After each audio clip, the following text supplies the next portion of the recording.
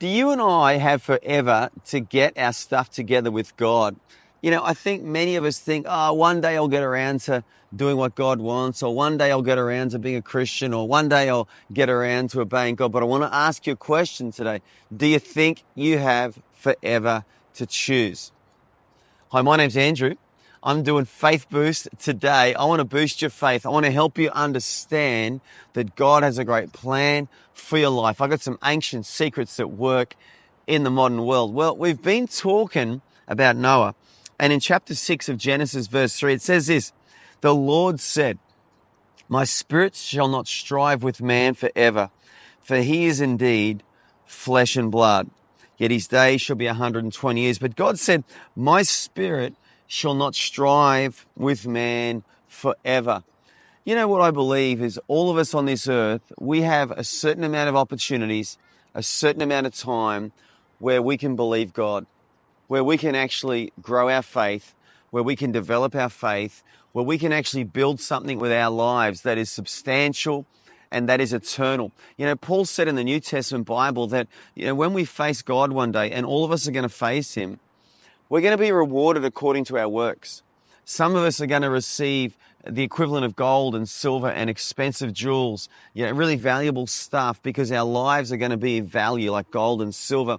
But he said some people's lives are going to be like hay and straw, just nothing. You can pick up straw off the ground. It's got no value. It's got a little bit of value, but gold and silver have great value. And it's all about the obedience. It's all about what we do with our lives. And you and I have an opportunity today to develop a great faith, a faith that's real, a faith that's robust, a faith that withstands the test of time, a faith that, survives the storm, survives the wind, survives the rain, a faith that actually broadcasts to the world, a faith that speaks like Noah spoke. Noah was a preacher of righteousness. His faith spoke. His faith continues to speak to the world even to this day. Here I am in Brisbane, Australia in 2024. I'm talking about a dude called Noah who lived thousands of years ago. Why? Because he built a great faith with his life. And you and I have an opportunity today to build a great faith also, a faith that's real, that's robust, that stands the test of time.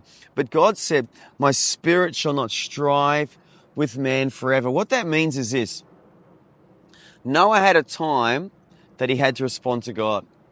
He didn't have forever. If Noah had sat around and said to his wife, God's been talking to me lately about a flood, all this rain's going to come. It's going to rain for 40 days, 40 nights, and I need to build a boat. And he would have said to his wife, one of these days I'll get around to it. Yeah, one of these days I'm going to do that. If he had just procrastinated and just put it off and resisted God and just kept, ignoring God, guess what? The flood would have came and Noah would have been found boatless.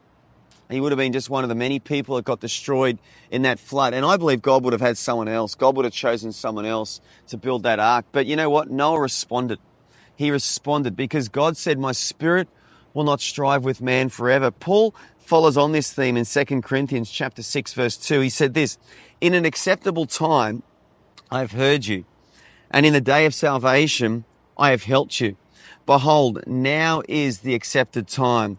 Behold, now is the day of salvation. We have a set time, an acceptable time when God will hear our prayers, when God will receive us, and his spirit will not strive with us forever. I want to encourage you, if you feel like God is speaking to you about something, no matter how big it is, no matter how small it is, do what God has told you to do. Make that step, make that choice, make that decision. Noah made the choice. Noah took the step. Noah did what he had to do to believe God and to do what God had said, and his life made a difference, not only in his generation, but in all the generations which follow. And I want to encourage you today, don't be someone that resists God.